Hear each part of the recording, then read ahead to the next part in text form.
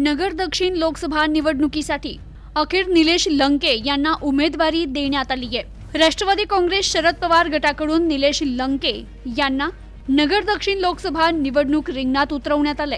राष्ट्रवादी काँग्रेस शरद पवार गटाकडून लोकसभा निवडणूक 2024 साठी उमेदवारांची यादी जाहीर करण्यात आली।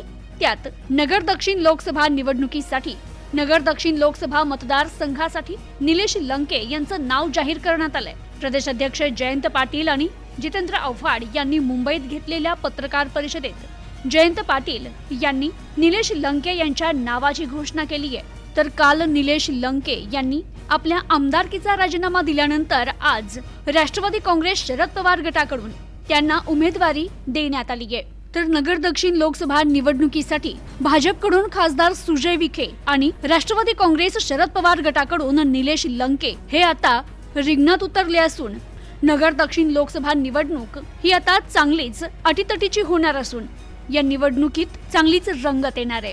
Bureau report, news today 24।